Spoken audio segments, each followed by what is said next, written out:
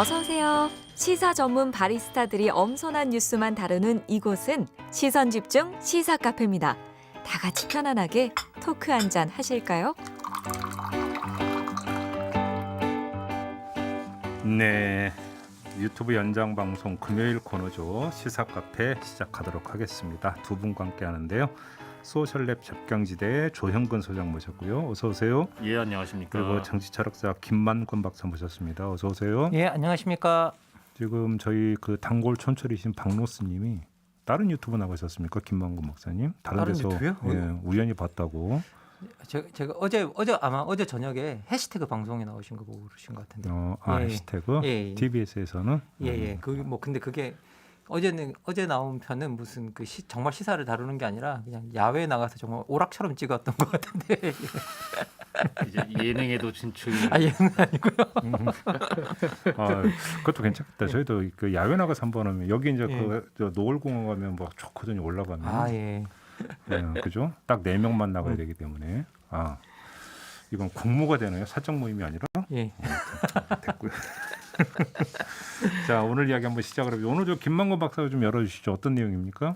예, 오늘 여러분 다 아시겠지만 최근에 이제 또 인사청문회 그 논란이 있었습니다. 네. 예, 총리 임명과 일부 장관직 임명을 두고 인사청문회 난항을 겪었는데요. 근데 이게 너무 자주 일어나는 논란이죠. 뭐 제가 또- 워낙 익숙해서. 예, 이제 2019년에도 보니까 이게 너무 자주 일어나니까 문희상 국회의장이 당시에 인사청문회 제도 제발 개선해달라고 여야 대표들에게 당부를 했더라고요. 근데 이제 이게 안 바뀌고 있는 거죠. 예, 그래서 오늘은 이게 어찌 본다면 전형적으로 어떤 그 화장실의 법칙이 적용되는 게 여당일 때와 야당일 때 입장이 180도 돌변하는 게 바로 청문회 제도거든요. 예, 맞습니다. 들어갈 때는 예. 다르고 나올 때 다른 거잖아요. 예, 야당일 때 뭔 소리냐 그대로 가야 된다고 했다가 여당만 되면 청문회 제도 바꿔야 된다. 당을 가리지 않고 다 그렇게 주장을 해왔거든요. 아마 이제 그 말씀하시는 것 같은데. 예, 근데 이 청문회가 역사적으로 언제부터 시작이 된 거예요? 예, 이 청문회 제도 자체는요 영국의 권리 대장전에 언급된 당사자는 청문회 기회를 부여받지 않고는 신체의 자유와 재산권을 침해당하지 아니한다라는 사법 청문 제도가 기원이었다고 합니다. 이게 권리장전에 나오는 겁니까? 예, 권리장전에 나오는 이야기라고 합니다. 그래서 이제 이 사법 청문 제도가 행정 청문 제도로 발전이 됐고 이후에 이제 이게 의회 청문 제도로 넘어오면서 이제 인사 청문 제도가 그 중에 하나가 되었습니다. 잠깐만 여기서 예. 사법 청문회라는 건 지금 이제 재판 예, 재판 과정 심리 속에서 그러니까 진행된 그거 얘기하는 거예요? 맞습니다. 예. 그래서 이제 그것에서 시작된 거였고요. 네. 근데 특히 인사청문회 제도 같은 경우에는 이제 대통령 중심제를 채택하고 있는 미국에서 의회가 대통령의 정무직 인사를 통제하게 한 장치로 등장했는데요. 네. 헌법 제정 당시부터 있었습니다. 1787년부터 있었습니다. 그래서 우리가 이렇게 말씀을 드리면 미국 이외에 많은 국가들이 이걸 알고 있을 것 같은데 아닙니다. 그래요? 예, 왜냐하면 이게 대부분의 지금 선진 국가들은 의원 내각제를 채택하고 있고요. 그렇죠. 그래서 의원 내각제 국가에서는 사실상 인사청문회 제도가 의미가 없습니다. 예, 왜냐하면 이게 결국은 다수당 내에서의 어떤 역학관계, 내부 역학관계가 거의 장관이나 이런 것들을 임명하는 결정하는 관계가 되기 때문에 이게 별로 그건 의미가 없고 그리고 다수당이 그 의회를 조각한다는 것들에 대해서 전부 다 원칙적 합의가 있기 때문에 네. 여기에 대해서 이제 시비를 거는 반대당도 거의 없고요. 그리고 더 나가서 어떻게 보면 이제 그 선진국 중에서는 의원 내각제가 아니면 또 의원 집정부제 프랑스 같은 경우는 그렇죠. 그렇게 쓰잖아요. 그러면 이게 또 외치는 대통령이하고 내치는 이제 또 이렇게 안에서 알아서 하는 거기 의회가 알아서 하는 거기 때문에 여기서도 이제 그런 논란이 일어나지 않고요. 견제할 그런 게 없는 거죠. 임명권을. 그런데 이 임명권, 그러니까 대통령 임명권을 견제하기 위해서 생겨난 인사청문회이기 때문에 대통령제를 들여다봐야 되는데 대통령제가 사실은 거의 아시아와 아프리카에 몰려 있거든요. 일부 동유럽 국가와. 네. 예, 그런데 이게 우리가 그래서 본받을 만한 케이스를 찾아보면 거의 없어요. 그리고 이게 거의 대부분의 모든 대통령제 국가에서 인사청문회를 잘 안 하고 있어요. 예, 거의 다 안 하고 있고 하는 나라가 몇 나라 안 되고 그리고 이제 그래서 우리가 본받을 만한 곳을 찾아보면 기원도 미국인데 본받을 것도 미국밖에 없는 이제 그런 상황이라고 할 수가 있습니다. 그렇죠. 예. 어쨌든 우리나라 같은 경우에는요 청문회 제도가 1988년 이제 그 6월 15일에 13대 국회에서 국회법을 개정하면서 처음으로 도입이 됐는데요. 우리가 알고 있는 50 청문회 활동이 이제 이 청문회로 시작이 됐고요. 인사청문회는 2000년 2월에 이제 국회법이 개정되면서 대법원장, 헌법재판소장, 국무총리, 감사원장 그리고 대법관과 국회에서 선출하는 헌법재판소 재판관 및 중앙선거관리위원회 위원에 대한 임명 동의안을 심사하기 위해서 인사청문 특별위원회를 두도록 이제 규정을 하면서 가능해졌습니다. 그리고 이를 관리하기 위해서 인사청문회법이 제정되어서 이제 공직 후보자 인사 검증을 위한 청문회가 시작되었습니다. 그러니까 기원을 들여다보면 우리가 헌법에서 규정하고 있는 임명 동의, 그러니까 국회 임명 동의를 받아야 되는 사람, 그리고 아니면 국회가 선출할 수 있는 이제 그 공직, 국회가 선출할 수 있는 공직에 대해서 국회가 그 사람들이 자격이 있나를 알아보기 위해서 한 것이었는데요. 이 헌법 아래에서는 이게 여기에 해당하는 사람들이 23명입니다. 그래서 23인이 이제 여기에 해당이 돼서 이분들에 대해서는 인사청문회를 열고 그리고 반드시 본회의 표결을 해야 되는 이제 그런 분들입니다. 이후에 2003년 이후에 법률 개정을 통해서요 인사청문 대상이 계속 확대가 되어 왔습니다.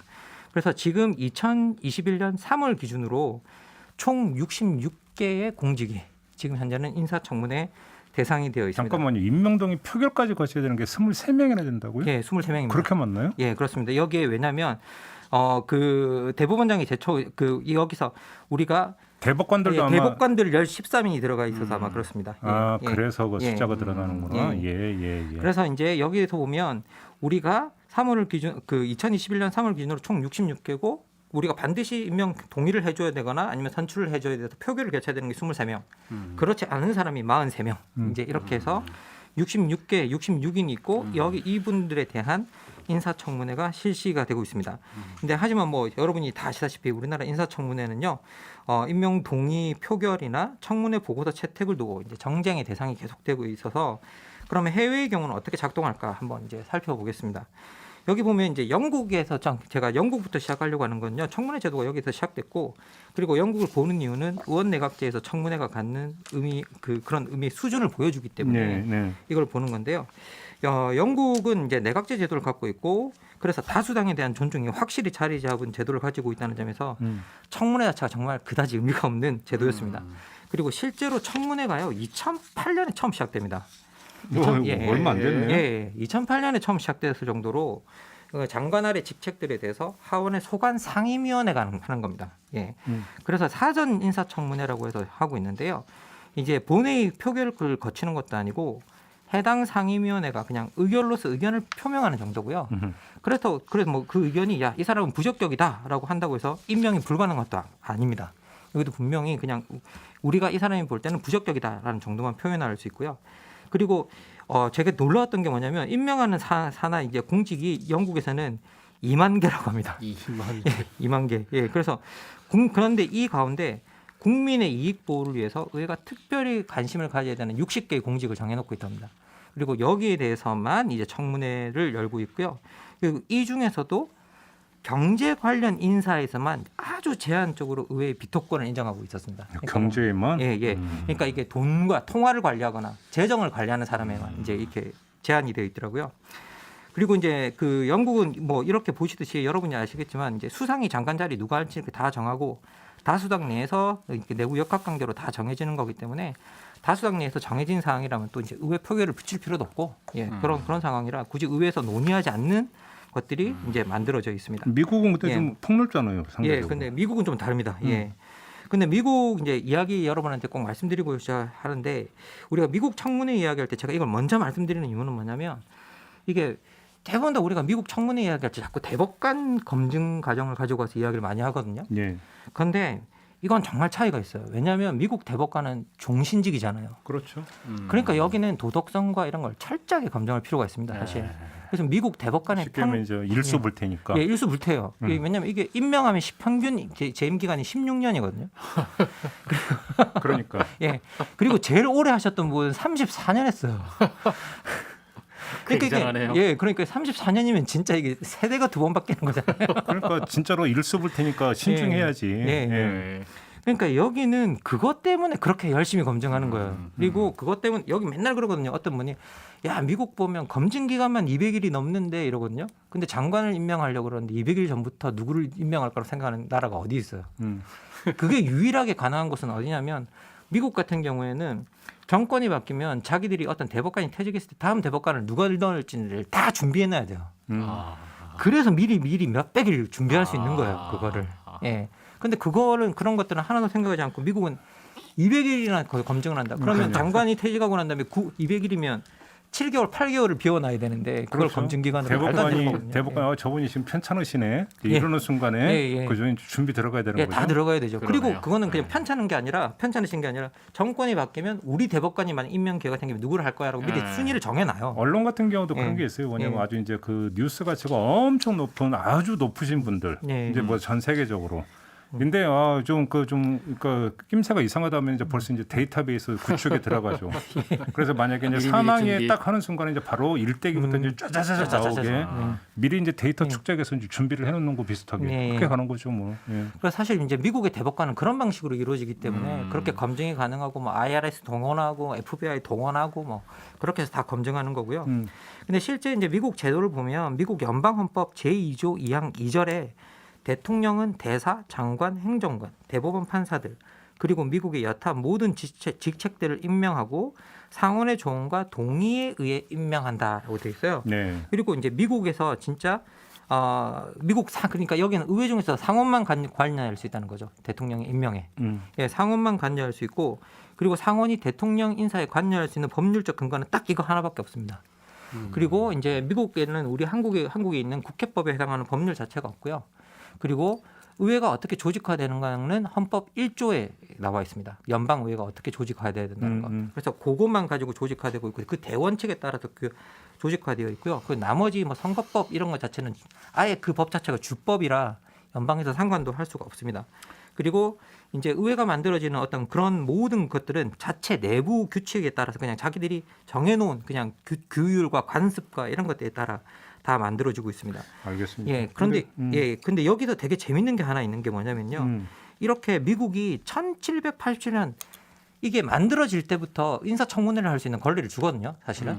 그런데 실제 미국에서 인사청문회가 제대로 시작된 거는 정례화돼서 시작된 건 1955년입니다. 그러니까 거의 200년 동안 제대로 안 했어요. 예, 그 이유가 뭐냐면 이게 저도 이렇게 들여다보니까 저도 이걸 공부하면서 저도 이제 처음 알게 된 건데요. 이게 그 이유가 어떤 사람을 공개적으로 도덕적인 걸 신문하는 것 자체는 그 사람에 대한 모독일 수 있다라고 해서 거기에 대해서 아주 신중해야 된다라고 해서 여기에 대해서 함부로 하지 않았던 거로 이제 그렇게 드러나고 있습니다. 그래서 기본적으로는 여기 이렇게 들여다보니까 아주 뭐 우리가 알고 있는 것과는 좀 다른 이야기들이 많이 있고요. 그리고 미국 경우를 이렇게 들여다보면 연방 대법관 후보의 낙마율에 비하면 장관 후보의 낙마율이 매우 낮습니다. 예, 이 이유가 뭐냐면 연방 대법관 아까도 말씀드렸다시피 중신직이라서 미국 정치에 너무 장기적인 영향을 미쳐서 이제 인사 검증 과정이 무엇보다 철저하다는 점이 작동하고 있는 반면에 장관은 대통령의 뜻을 따르는 참모직이기 때문에 여기 어지간하면 대통령의 의중을 뒷받침해 주는 거로 그게 여러모로 바람직하다 해서 그렇죠. 예, 네. 장관에 대해서는 이제 관대하게 하는 경향이 있다라고 이제 보이고 있습니다. 알겠습니다. 예. 근데 우리나라 이제 얘기를 좀 넘어갔으면 좋겠는데 예. 지금 입법조사처에서 조사한 게 있었죠, 우리나라 같은 경우. 예. 입법조사처에서 이제 그 들여다보면요. 예. 공직 후보자에 대한 국회 인사청문 결과가 나와 있습니다. 여기 들어보면 헌법상 국회 임명 동의, 그러니까 선출 동의를 받아야 하는 공직 110건이 지금까지 있었는데요. 예. 국회 동의율이 90%, 그러니까 헌법상 선출 동의를 받아야 하는 아까 그 23명에 대한 이제 임명 표결까지 가는. 예. 거기는 90%인 반면에 그런 표결이 필요 없는 본회의 표결이 필요 없는 인사청문 요청안은 302건 중에 청문 보고서가 채택된 비율이 77.8%. 이게 참 어찌 보면 아이러니일 수도 있죠. 예. 오히려 이제 그 거꾸로다라고도 볼 수 있는 게 여기에 있는 거죠, 사실은. 예. 그렇죠. 그래서 이게 들여다보면 미국에서도 비슷한 패턴이 드러난다 그래요. 미국에서도 대통령이 인사의 상원 동의가 필수적인 곳에서는 230년 역사를 통해서 낙마율이 6.2%인데 의회가 부결시킨 건 2.5%밖에 안 된다고 그래요. 예. 그래서 기본적으로 우리가 표를 행사하는 곳에서 이제 표를 던지는 곳에서는 직접적으로 보여줘야 되는 거예요. 내가 뭘 반대한다는 걸 명확하게 표결을 통해서 보여줘야 되는 곳에서는 이게 책임을 져야 되잖아요. 반대에 대한. 그러니까 이 반대율이 낮아진다라고 이야기를 하고 있습니다. 근데 그건 또 예. 역으로 그 임명권자 입장에서 볼 때는 예를 들어서 이제 상대적으로 부담이 덜한 게 임명 표결 대상이 아닌 예. 국무위원들인 경우이기 때문에 오히려 낙마율이 높다 이렇게도 해석할 수 있는 여지가 있죠. 거꾸로. 예. 예. 근데 이게 들여다보니까 또 한편으로는 이게 왜 이렇게 되냐라고 이제 그 이야기 봤을 때 기본적으로 중간에 중간에 대통령이 임명한 사람이 중간에 관둔다거나 뭘 한다거나 이렇게 하면 책임 자체가 분산이 되는데 그 사람 그쪽에게 일단 내가 표결에 참여한 이상 거기에 책임의 일부가 되는 이제 어떻게 보면 이제 모든 원칙들이 그렇죠. 일단 네가 표결에 참여하지 않았느냐라고 돼서 이제 거기서 참여한 이상 그 반대를 공식적으로 표명했을 때 책임져야 되는 부분이 상당히 강하다. 근데 그건 아닌 것 같은데요. 왜 그러냐면 우리나라 지금 국회 표결에서 그 인사 관련 표결은 무기명 투표이기 때문에 예를 들어서 이제 지금 그래서 이제 나오는 방법이 이거잖아요. 그러니까 그러면 우리는 반대인데 표결로 반대하겠다가 아니라 우리는 표결 참여 안 해. 이렇게 되어버리는 부분이기 때문에 그러니까 그다음에 그러니까 표결에 참여한 사람은 내가 찍은 그러니까 찬성인지 반대인지를 몰라. 아무도 몰라. 무기명이기 때문에. 여기 보면 뭐 90% 예, 맞습니다. 정도 90% 동의했다라고 하는 거는 예. 의원 개인별로는 무기명이지만 예, 당이 그런 거죠. 야당이 그 반대해서 그 무산을 그렇죠. 시키면 사실 상당한 부담을 떠안게 되지 않습니까? 그건 정당 차원의 문제거든요. 개인이 그게 아니라 의원 그래서, 개인 무기명보다는. 그래서 정당 차원에서 책임을 져야 되는 부분이 있어서 이제 그런 것들이 일어나고 또 그리고 표결을 했을 경우에는 이제 그 어떠한 방식은 아무리 논란이 있건 표결이 끝나면 인사에 대한 논란이 종식되는 성향이 있대요. 그런데 이 표결이 없는 경우에는 임명을 두고 끊임없이 말이 이어지는. 그러니까 오늘도 그렇잖아요. 지금 청와대표 가서 비상의원총회 한대잖아요. 예. 전부 표결하는 걸로 하면 되겠네요. 예. 아 그러면 그냥 근데 웃자고 하르치는 얘기죠. 예. 근데 전부 표결하면 또 문제가 있습니다. 왜냐하면 이게 위헌 가능성이 높아요. 그렇죠. 예, 왜냐하면 이게 헌법에 이게 국무위원 같은 경우에는 국무총리의 제청을 받아서 대통령 임명하는 거잖아요. 예, 그런데 이걸 국회 동의 사안으로 만들어 보면 이게 위헌 소지가 있기 그러니까 때문에 이제 청문회에서 그러기 나오는 어렵습니다. 전통적인 논란거리가 그죠. 대통령의 인사권을 어디까지 존중하고 예. 할 것이냐. 그다음에 또 어디가 이제 국회의 동의권이 행사가 될 수 있는 범위냐. 사실 이거는 두고두고 되는 논란이잖아요. 예.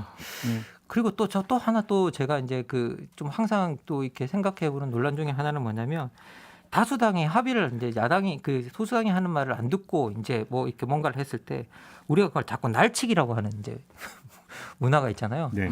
근데 사실 이게 날치기라고 하는 그 문화를 만든 게 일부 사람들은 이게 민주 세력이 만든 거다 원래. 그래서 이게 민주 세력의 원죄다라고 하시는 분들이 되게 많아요. 그런데 이게 돌이켜 보면 사실 민주 세력들이 지난 의정 70년 동안에 이런 것들을 자꾸 뭐라고 해야 될까 그 소수당의 위치였고 자꾸 여당에게 이런 동의를 원했던 건 뭐냐라고 하면 근본적으로 그 정부들이 권위주의 정부거나 군사 정부였어요. 죄송한데 제가 지금 중간에 끼어들어 죄송한데 날치기를 만든 게 아니요 날치기라고 말하는 것 날치기라는 걸 비판하게 된 게 소위 이제 민주당파 쪽에 비판이 많이 계속해서 그렇게 된 것이다. 그런 말씀이시죠? 그러니까 날치기 문화를 만든 거 말고. 네네네. 그러니까 제가 날치기 문화를 이야기하는 게 아닙니다. 절대 아닙니다. 그러니까 날치기라고 이제 그것을 비판하는 문화를 만든 게 그게 민주 세력이라고 하는데 좀 그건 구분해야 된다고 생각이 드는 게 그 당시에는 권위주의 정부, 군사 정부 아래 있었고 지금은 어떤 민주적인 정당 정치가 이루어지고 있는데 그 민주적인 정당 정치에서는 어쨌든 다수당이 책임을 지고 권력을 행사하고 그 권력을 행사한 다음에 잘못됐으면 정권이 교체되는 거거든요, 그냥. 그래서 그 부분을 우리가 좀 유의해서 봐야 되지 않나라는 좀 생각이 듭니다. 예. 그렇죠. 이제 그 어제 예를 들어서 이제 총리 임명 표결, 인준 표결이 있었지만 그걸 날치기라고는 하지는 않죠. 여기서 이제 날치기라고 하는 부분은 이런 것 같아요. 그러니까 국회법에 정해져 있는 표결의 절차라고 하는 것도 있는데. 어떤 그 국회법에 정해져 있는 그 표결의 절차를 꼼수를 동원해서 어겨가면서 내용적으로는 어겨가면서 그냥 표결 처리하는 경우. 이제 그러니까 우리가 이제 보통 그 날치기라고 하는 표현을 쓸 때는 이런 경우로 이제 그 한정을 해서 쓰는 경우가 있는 것 같은데 그런 게 아니라 그냥 어떤 정상적인 절차를 통해서 표결을 한 걸 가지고 날치기라고 하는 표현은 요즘도 많이 그건 좀 줄어든 것 같은데 그렇게 좀 정리를 좀 해야 될 것 같습니다. 알겠습니다. 아무튼 이제 청문회 이야기는 끊임없이 나오고 있는 건데 근데 이거 어떻게 해야 되는 거예요? 이게 참 그런 게 왜냐하면 저도 그냥 제가 골든 타임이 있어요. 왜 그러냐면 그 요번에 이제 개각이 이루어지고 나면 이제 그 문재인 대통령 이제 집권 말기에 가기 때문에 사실상의 개각 요인이 별로 없다고 보고 그다음에 대선 결과는 누구도 모르는 거고 그래서 어느 당이 집권당이 될지 모를 이때 거기다가 개각 요인이 없다면 이제는 여와 야라고 하는 위치를 벗어나서 그러니까 좀 어떤 중립적 태도를 가지고 청문회 제도를 한번 협상을 해볼 여지가 생기는 거 아닌가? 저는 그렇게 생각하거든요. 어떻게 생각하십니까? 여지가 그때 그러니까 그러니까 올해가 사실은 그 골든 타임 아닐까 싶은 생각이 좀 들기도 하는데. 올해가 골든 타임이다. 예. 사실 근데 계속 이 논란이 있을 때마다 계속 개선의 여지를 아니 요구해왔고, 입장 바꿔서 예, 국민의힘이 우리가 집권할지 몰라라고 한다면 청문회 제도 이렇게 그냥 갑시다라고 하는 거 그러니까 고수할까요? 그다음에 민주당 입장도 마찬가지잖아요. 예. 제가 볼 때는 그게 여와 야의 위치가 딱 확정이 되는 순간부터는 이거는 답이 없다. 답이 없다. 네, 저는 그렇게 생각하거든요. 예, 가장 그 위치가 불안정한 지금이 기회다. 그렇죠. 불안정한 게 아니라 아무도 모를 때. 아무도 모를 때. 그렇죠. 아무도 모를 때. 이럴 때 보니까 좀 그러니까 중립적으로 객관적으로 접근할 수 있는 그나마 여지가 생기는 거 아닌가 예. 이런 생각이 드는데요. 근데 좀 솔직히 도덕성 문제는 비공개로 하고 정책 능력 문제는 공개로 하자는 얘기도 제가 볼 때는 솔직히 말씀을 드리면 좀 비현실적이다. 왜 그러냐면 비공개로 한다고 해서 공개가 안 될 수가 없다. 지금 국회 돌아가는 상황을 볼 때는 오히려 여기서 악성으로 그 그림자 그러니까 그 그늘에서 언론 플레이가 이루어질 가능성이 더 높다. 이렇게 돼버리면 오히려 그 이제 청문 대상이 되는 후보자는 항변의 기회조차 없어져 버린다. 오히려 그러니까 국민 앞에서 항변할 수 있는 여지조차 없어진다라고 하는 또 부작용도 있어요. 그렇기 때문에 도덕성은 비공개로 하고 정책 능력만 공개로 하자는 것도 되게 단순한 논리일 수도 있다. 저는 개인적으로 그렇게 생각해요. 어떤 분들은 이제 후보자 본인에 관계된 것만 도덕성 부분은 공개적으로 하고 나머지 부분은 이제 비공개로 하자라고 제안을 하시는 분도 있는데 아니 근데 그것도 웃기는 얘기고 예를 들어 이번에 문제가 됐던 박준영 후보자의 경우를 놓고 보자고요. 그러니까 영국에서 도자기를 수백 점을 들여온 주인공은 부인이죠. 그렇죠. 근데 그러니까 그 부인이 그걸 들여왔던 경로는 남편 외교관 신분인 남편의 어떤 신분을 이용해서 외교 행랑을 이용한 거잖아요. 그럼 그건 본인 문제입니까? 부인 문제입니까? 그러면 명백하게 본인 문제죠, 사실은. 그러니까 그게 걸기 나름이라는 거예요. 그러니까 논의를 할 때는 추상적인 수준에서 논의를 할 때는 참 좋은 얘기 같지만 적용 들어가면 제가 볼 때는 복잡한 게 너무 많다라는 것이죠. 간단한 문제가 아니라는 거예요. 그런 점에서. 그래서 쉽지 않을 거다. 제도 개선 이야기는 참 많이 하는데 쉽지 않을 거다라는 생각이 좀 듭니다. 솔직하게 말씀을 드려서. 그래서 사실 저희 들어오기 전에 조윤경 소장님과 이거 어떻게 개선할 거냐라고 이야기해서 두 사람이 다 천장만 바라보는. 네. 쉽지 않을 거라고 생각합니다. 네. 결론이 그건가요? 그러면 쉽지 않다. 쉽지 않다. 그건 아닐 것 같고요. 방법을 계속 찾아보긴 해야 될 것 같습니다. 골든 타임이다 지금. 네, 지금이 어쨌든 여야가 협상을 해야 되는 여야가 협상을 해야 한 일이다라는 생각은 듭니다. 근데 저는 그건 저는 충분히 검토해 볼 수 있다고 하는데 저희 인터뷰 과정에서 잠깐 나왔는데 이제 그 문재인 정부에서 청와대에서 스스로 이제 고위직 임용 배제 7대 기준이라는 걸 만들었잖아요. 근데 그거를 그 국회가 받아서 여야가 차라리 그러면 그러니까 도덕성 문제와 관련해서 이거는 아니다라고 하는 차라리 그러면 어떤 이 기준점을 만들자 합의로. 그래서 뭐 7대 기준이든 10대 기준 이거는 만약에 뭐라면 그 여든 야든 떠나서 이건 좀 아닌 걸로 청문회 과정에서 분명히 어떤 못 박는 것으로 할 수 있는 이런 것들은 좀 얘기가 될 수 있지 않을까요? 여야 차원에서 어떻게 생각하십니까? 뭐 충분히 그건 대원칙들은 합의될 수가 있다는 그러니까 생각입니다. 저는 그렇게 생각하거든요. 그러니까 그렇게 놓고 본다면 이거는 이제 그렇게 되어버리면 여든 상원 논리를 펼 수가 없는 거죠. 이건 그때 이랬으니까 그러니까 뭐 여지가 있는 거 아니냐. 그러니까 그렇게 중요한 문제는 아니잖아요. 이런 얘기로 빠져나갈 수 있는 구멍을 막을 수 있는 거니까 오히려 차라리 그런 식에서 접근법을 찾아보는 것도 한 해법이 될 수 있다고 저는 생각하거든요. 공개 비공개 문제를 떠나서. 알겠습니다. 이제 논의가 시작이 돼야 된다. 이 정도로 가름을 하고요. 자 이번에는 조형근 소장 이야기를 좀 들어보도록 하죠. 어떤 내용입니까? 미국 복지국가로 가나? 이런 주제를 한번 가지고 와봤습니다. 이건 또 무슨 얘기예요? 미국은 뭐 어떤 의미로도 사실 복지국가가 아니죠. 오히려 그러니까 빈부 격차가 극심한 나라가 미국 아니에요? 그렇죠. 근데 정말 신기한 나라가 이 나라가 정말 신기한 나라는 게 뭐냐면요. 그렇게 빈부 격차가 심하고 복지에 대한 반감은 심한데 또 복지 예산은 뜻밖의 또 많아요. 아이고. 왜냐하면 그 빈부 격차가 심하니까. 네, 그렇죠. 맞아요. 그 이제 지금 바이든 행정부가 이제 올해 출범을 하지 않았습니까? 그래서 이제 지금 뭐 다양하게 트럼프 시절과 결별하고 새로운 미국에 대한 여러 가지 다양한 그 지금 시도들이 이루어지고 있는데 그 중에 다른 무엇보다 지금 획기적인 재정 지출 계획들이 속속 그 실행이 되고 있습니다. 예. 살펴보면 간단히 말하면 전체적으로 총 6조 달러. 우리나라 돈으로 6,700조 원 규모의 이제 초대형 재정 지출 계획이 일부 집행이 되고 있고 일부는 지금 추진이 되고 있는데요. 2차 세계대전 당시에 미국이 지출한 전비가 현재 가치로 4조 8천억 달러 정도 된답니다. 근데 이제 작년에 코로나19였잖아요. 코로나19로 트럼프 행정부가 쏟아부은 돈이 이미 5조 5천억 달러. 그래서 이번 6조 달러까지 추가로 하면은 2차 대전 전비의 2.5배 정도를 지출하는 셈이다. 이건 뭐 그렇게 따질 것도 없고 미국이 우리나라보다 땅덩이 더 크고 인구수가 많으니까. 그러니까 우리나라하고 대비를 하면 그냥 6배라고 치고. 네네. 우리나라 기준으로 하더라도 그러면 1,000조 원을 지출한다는 거죠. 맞습니다. 예, 우리나라 기준으로 한 1,000조쯤 지출한다고 생각하시면 됩니다. 근데 우리나라 기획재정부는 지금까지 몇십조 지출해놓고 그렇게 앓는 소리를 하는데. 최초에 그 이 전국민 재난지원금 할 때 한 14조 원 정도 되는 거 가지고 그 난리가 났었고 지금도 이제 그 손실보상법 지금 안 돼서 난리 아닙니까? 그러니까요. 예, 그래서 지금 이게 굉장히 깜짝 놀랄 만큼 큰 규모인 게 어느 정도냐면 이게 6조 달러만 해도 미국 GDP의 28% 되거든요. 그런데 이거 비교를 해보면 루즈벨트 대통령 당시에 그 유명한 뉴딜 있지 않습니까? 예. 뉴딜이 GDP 당시 GDP의 40% 정도 됐습니다. 그러니까 지금 그 작년 그 코로나 때문에 지출된 거랑 합치면은 사실상 뉴딜이 시작된 겁니다.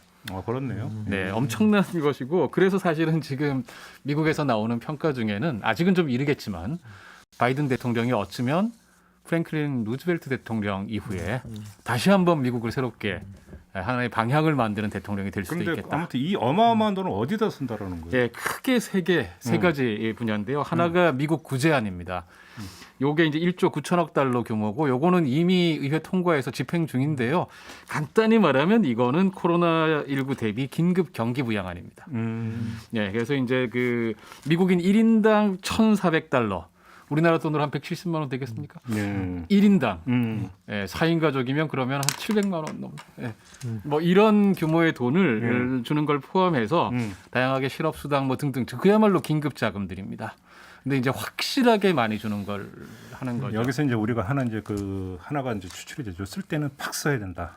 찔끔찔끔 써봤자 아무 소용 없다. 예, 확실하게 많이 준다. 쓸 때 팍 써야 된다라고 하는 게 여기서 확인이 되는 거죠, 그죠? 이제 누구 들으라고 하는 얘기예요. 예, 그리고 이제 요거는 주로 국채 발행으로 조달을 한다. 재원을. 네. 그다음에 두 번째가 미국 일자리 계획이라는 겁니다. 예. 요거는 2조 3천억 달러 정도 규모고요. 의회 통과 대기 중인데, 요거는 간단히 말하면은 그 미국이 이제 그 쉽게 말하면 일자리 관련 포함해서 경제를 좀 개조를 하겠다 이런 건데요. 노후한 사회 기반 시설, 그다음에 산업 경쟁력 개선 이런데 향후 8년간 투자한다라는 겁니다. 예. 그래서 청정 에너지 시설 만들고요. 그래서 노령층 장애인 돌봄 시설, 뭐 200만 가구의 신규 주택 건설 등등등. 그래서 이 굉장히 많은 이제 경제 구조 계획안인데 요거는 대부분 증세로 조달한다. 그래서 이제 조금 이따가 증세 말씀드리겠지만 법인세 인상을 포함해서 과감한 지금 이제 이걸 증세를 추진하고 있고요. 법인세 개혁으로만 향후 한 15년간 2조 달러 정도 이상 세수가 늘어날 거다. 이렇게 보고 있고요.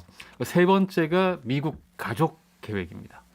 가족 계획이 이제 애 적게 낳자라는 가족 계획이 아니고 간단히 말하면 이거는 중산층 그리고 서민층 하류층 불평등 개선 대책이고 중산층을 복원하겠다라고 하는 대책이고요. 총 1조 8천억 달러 규모고 역시 이제 이것도 의회 통과 대기 중인데요. 역시 이것도 증세로 재원을 확보하겠다. 500만 명 가량이 혜택을 보는 3살에서 4살 아동의 유치원 무상 보육. 유급 육아휴직 확대, 건강보험료 인하, 연소득 15만 달러 이하 가정의 18살 이하 자녀에게 월 250에서 300달러의 자녀 양육 보조금 지급.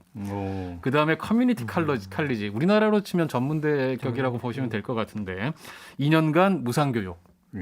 이런 식의 계획을 담고 있는 것입니다. 그러니까 이게 뭐 지금 예상을 뛰어넘는 엄청난 규모의 재정 지출 계획이고 그 포괄 범위도 굉장히 광범위해서. 근데 그럼 증세를 예. 어떻게 하겠다는 거예요? 예, 그 이제 결국은 이게 돈이 어디서 나오느냐 하는 건데 증세를 예, 국채는 일부 발행하지만 한 60%, 70% 정도를 증세로 조달하겠다는 건데요. 확실한 부자 증세 부자 증세 노선을 분명하게 밝혔습니다. 그래서 이 바이든이 유명하게 그 당시에 이 선거 이 대선 캠페인 당시에 이미 했던 이야기인데요. 미국의 억만장자들이 일반 평균 노동자들보다도 세율이 낮다. 이거는 절대 놔두지 않겠다. 라고. 왜냐하면 투자를 하는 거로 간주를 하기 때문에 이분들 계속해서 세제 혜택을 받아서 유명한 이야기죠. 워렌 버핏이 자기 비서가 자기보다 세율이 높더라. 그렇죠. 라는 그 충격 고백. 그래서 일단 우선 그래서 연소득 40만 달러 미만에게는 증세 없다라고 선언했고요. 그래서 이제 일단은 제일 큰 거는 법인세 인상입니다. 지금 최고 세율을 21%에서 28%로 인상을 추진 중인데요.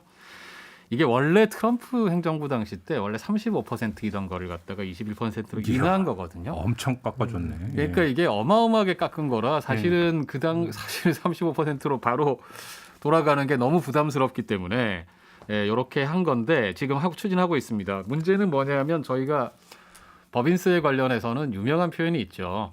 이 race to the bottom이라고 바닥을 향한 경쟁이다. 그러니까 한 나라가 낮추면 다른 나라도 낮춰야 되는 문제가 있습니다. 이게 그렇죠. 쉽게 말해서 기업의 국제 경쟁력 문제와 관련이 되기 때문에 그리고 또 하나는 이제 기업들이 소위 말하는 자본 이탈, 그다음 조세 피난처로 이렇게 가서 각종 지금 그게 글로벌하게 큰 문제 아니겠습니까? 그래서 이 문제에 대해서 미국만 만약에 법인세를 다시 올리면 미국 경제가 큰 타격을 입을 수 있기 때문에 글로벌 최저 법인세라고 표현하죠. 이게 합의한 우리나라들 안에서 글로벌 법인세 최저한도를 여기 조세 회피처 이런 나라들 빼고 요거를 맞추자라고 하는 게 지금 13%거든요. 너무 낮은 거죠. 그래서 21%로 인상하자고 제안을 했고 지금 OECD에서 원론적으로 공감을 지금 받은 이거보다 더 낮은 나라들은 최소한 21%로 올리자. 미국이니까 할 수 있는 거죠, 사실은. 법인세 말고 소득세는? 소득세도 지금 당연히 지금 올리자는 건데요. 소득세 최고 세율을 연소득 40만 달러 이상에 대해서 현재는 37%인데 39.6%. 요거는 조금 올리는 거네요. 그런데 그보다 확실하게 올리는 게 자본이득세입니다. 자본이득세라는 게 이제 정말 이제 우리 부자분들께서 이걸로 큰 돈 버시는 100만 달러 이상 자본이득에 대해서 그동안 최고 세율이 20%였는데요. 39.6% 2배 정도로 올리겠다. 그래서 이거는 사실은 굉장히 강력한 증세안이어서 1968년에 미국이 대규모 증세가 있은 이후에는 사실은 그동안 계속해서 감세였거든요. 일부 부분적으로 증세가 간혹 있다도 기본적으로 감세 추세였습니다.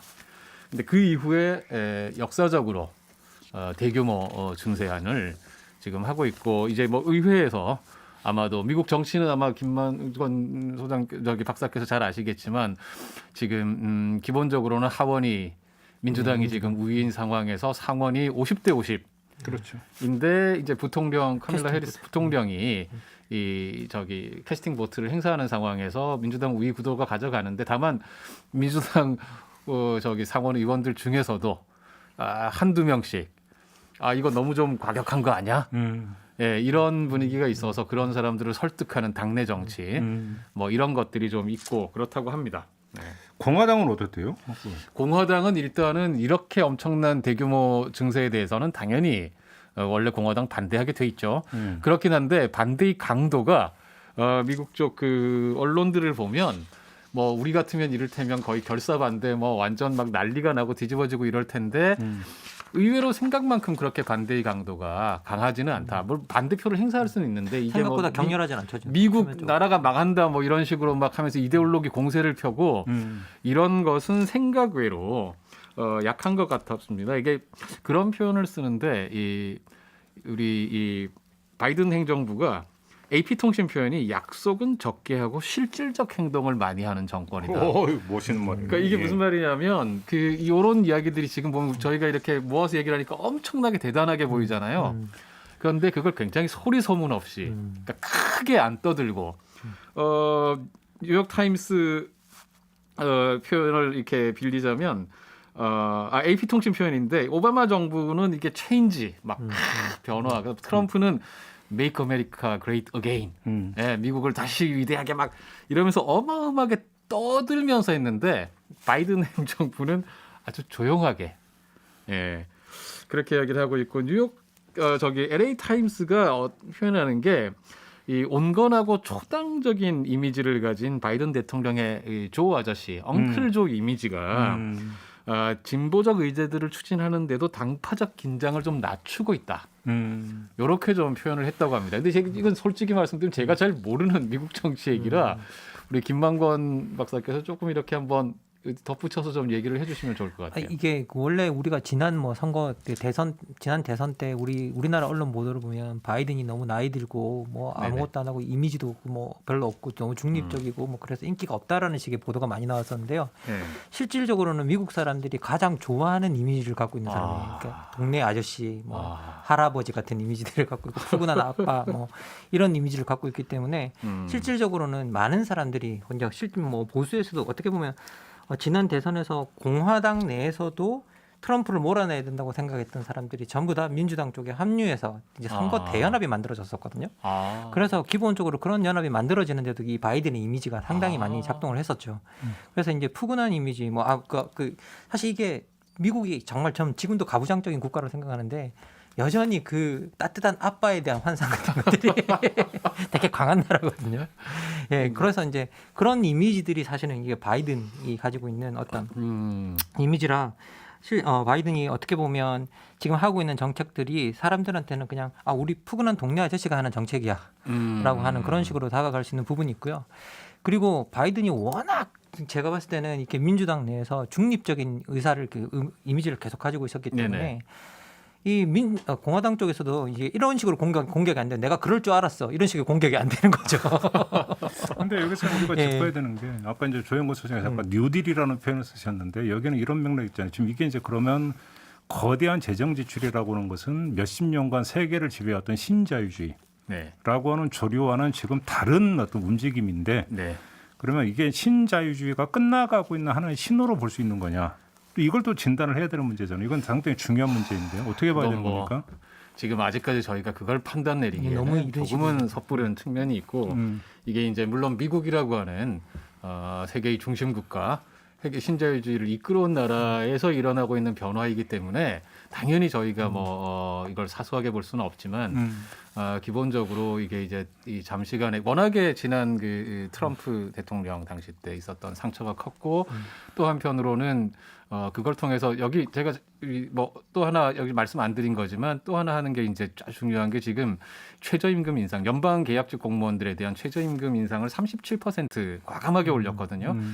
그리고 또 하나가 친노동조합 발언을 아주 명시적으로 지금 하고 있어요. 그래서 굉장히 그게 이제 노동조합이 그러니까 월스트리트이 아니라 중산층이 미국을 건설했고 노동조합이 중산층을 건설했다. 이런 말을 막 하면서 친노동조합 정책 확실히 펴고 있는데 이거는 한편으로 보면 분명히 이제 민주당 지지 세력을 재건하려고 하는 정치적인 목적 같은 것들이 또 있고 이런 것이어서 이것이 과연 지난 몇십 년 동안의 신자유주의 기조 자체를 완전히 바꾸고 그야말로 이제 뉴딜 연합을 건설하던 시절에 이런 식의 장기적인 어떤 미국과 세계 자체에 대한 어떤 개조 프로젝트일지 아닐지에 대해서는 조금 저희가 조금 더 봐야 되겠지만 이럴 때 오히려 그럴 가능성이 있다며 지지하고 함께 박수 쳐주고 그러는 것도 좋지 않을까. 이게 제가 너무 좀 사심을 드러낸 것 같기도 합니다만. 네.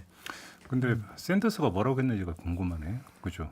샌더스 의원의 발언은 제가 찾지를 못했는데 저도 못 봤어요.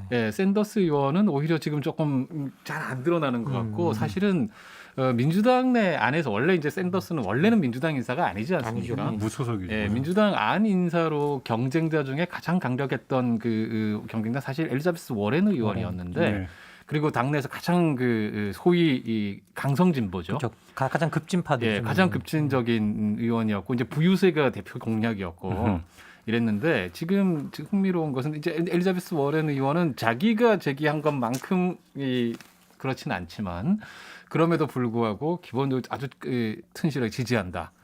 그리고 또 재미있는 것은 중요한 포스트에 이 엘리자베스 워렌의 참모였거나 아니면 워렌이 추천한 인물들이 많이 지금 갔습니다. 연방 증권거래위원장이라든지 그다음에 재정 뭐 거래위원장이라든지 여러 자리에 그래서 그런 점에서는 확실히 그렇고 또 이제 아마 지금 미국 민주당 정치인들 중에 최고 스타인 걸로 제가 알고 있는데 그 알렉산드리아 오카시오 코르테스 의원, 30대 초반의 여성 의원이죠. 이런 경우에는 바이든 대통령은 진보 진영의 기대를 초과했다. 초과했다. 네, 초과했다. 이 정도로 이제 해서 아마도 그런 면에서는 이게 쉽게 기조가 뒤집어진다든지 이러지는 않고 적어도 참 민주당 정권이 당분간 정권을 잡고 있는 동안은 이 기조를 계속 갖고 가지 않을까. 이런 생각을 저는 해보는데 희망이 섞여 있죠. 그동안 이 지표를 들여다보면 1980년대 이후에 미국의 양극화 지표가 너무 심했어요. 예, 그렇죠. 너무 계속 너무 심해지고 있었기 때문에 미국도 어차피 한 번은 너무 이 심해진 지표를 정리할 만한 어떤 그런 어떤 포인트가 하나 있었어야 되는데 사실 지난번에 이제 코로나가 어떻게 보면 그 계기를 마련해 준 맞습니다. 셈이고요. 코로나도 컸죠. 근데 지금 이제 어떤 그 국내로 같은 이제 또 이제 제기되는 문제가 이제 세계적인 인플레이션 조짐이 지금 나타나고 있다. 세계 경제 차원에서 이 이야기를 지금 하고 있는 부분이기 때문에 만약에 이게 이제 크게 나타난다고 한다면 또 이제 이게 브레이크 요인으로 작동이 되느냐 안 되느냐. 인플레이션 우려가 지금 계속 있긴 한데 사실은 얼마 전까지만 해도 사실 미국에서 연준을 포함해서 중요한 입장들은 인플레이션을 일으키는 거였죠.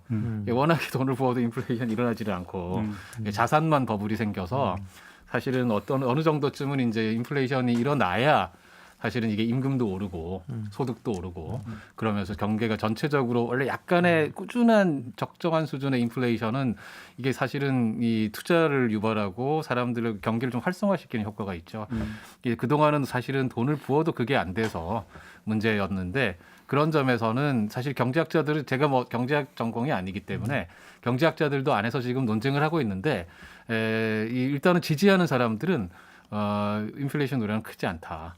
그리고 어느 정도는 지금 감수를 해야 되는 상황이다. 이렇게 보고 있는 것 같습니다. 그러니까 이제 요 얘기가 이제 그 바이든 행정부의 이런 어떤 그 정책의 지속성이 이제 어떤 요인에 의해서 이제 브레이크가 걸리느냐. 결국 이게 이제 중요한 문제인데 정치적 요인은 조금 전에 이제 이야기를 했으니까 지금 뭐 공화당의 반대가 그렇게 극심한 건 아니라고 한다면 갈 수 있는 정책 환경은 조성이 돼 있는데 다른 요인, 경제의 요인이 어떻게 작동하느냐. 근데 인플레이션이라고 하는 것도 지금 이야기한 것처럼 모든 건 경제는 결국은 정도의 문제인 거더라고요. 네, 맞습니다. 그렇죠. 어떤 게 옳고 어떤 게 그런 게 아니라 어떤 게 과하고 덜하냐. 네, 그렇죠. 결국은 여기서 모든 게 이제 좌우되는 부분이기 때문에 이건 뭐 지금 누구도 알 수 없는 거잖아요. 이제 저희가 인플레이션에 대해서는 사실은 적어도 이제 소위 신자유 시대의 최대의 특징이 뭐냐면 인플레이션에 대한 어마어마한 공포. 인플레이션 타겟팅이라고 하는 게 인플레이션 잡아야 된다라는 게 경제 정책 최고의 그 뭐라고 해야 될지 우선 과제. 그래서 이제 중앙은행을 독립시키고 중앙은행이 정부에 맞서서 지금 우리나라의 그는 뭐 재정기획부까지 포함해가지고 이 절대로 이 돈 풀면 안 된다. 인플레이션 막는 게 최고다라고 하는 이러한 기조를 해서 가져왔는데 사실은 그래서 오바마 행정부에 대한 재평가에서도 그런 면이 있더라고요. 보니까 뭐냐면 당시에 이제 금융위기였잖아요. 과감하게 구제금융을 그 당시에 이제 7천 몇백억 달러 최초 1차가 당시 기준으로는 굉장하게 엄청난 거였다라고 봤는데 오늘날 재평가하는 입장들에서 특히 바이든 이 행정부의 현재와 같은 계획들을 주도하는 사람들의 입장에서 볼 때는 너무 소심했다. 그렇죠. 예, 너무 소심했다라는 6조 겁니다. 인플레이션 우려 때문에 너무 소심했고 결과적으로 그 정도로 쉽게 말하면 핀셋 처방을 했기 때문에 그게 부자들의 자산 효과만 올려줬지 실제로 중산층과 서민들에게는 안 갔다라는 것입니다. 그렇죠. 뭐가 하여간 결과가 어떻게 나오든지 간에 도든 뭐든지 간에 확실하게 해야 예, 그렇습니다. 결과도 확실하다. 지금은 어중간하게 쏟아부어서는 안 되는. 예, 그렇죠. 그렇죠. 예. 언발에 오줌 누기 갔다가는 예. 아무 소용없다라고 하는 것들은 그건 분명한 사실인 예. 것 같고. 아무튼 굉장히 뭐 저희가 또 살아생전에 어릴 때 레이건 대통령이 등장을 해서 미국이 바뀌는 걸 그때는 뭔지 잘 모르면서 봤다가 네.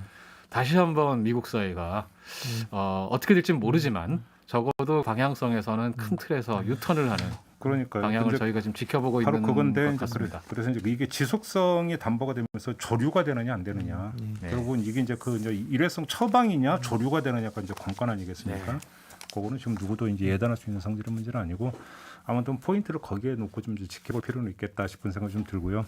자꾸 우리나라 기획재정부가 생각이 나가지고. 그러니까 자꾸 재정 건전성 그러면 네. 그러니까 그렇게 기획재정부가 이제 좋아하는 게 글로벌 스탠다드인데, 네, 자 네. 그러면 아메리카 스탠다드는 어떻게 될지 한번 저는 얘기를 꼭 그러게 들어보고 말입니다. 싶은데 네. 얘기를 안 하더라고요. 네. 이렇게 마무리하죠. 네, 네, 네. 오늘 시사 카페 이렇게 마무리하겠습니다. 두 분 수고하셨고요. 네, 저도 함께 물러가겠습니다. 평안한 주말 보내시고요. 다음 주 월요일에 인사드릴게요. 고맙습니다. 예, 감사합니다. 고맙습니다.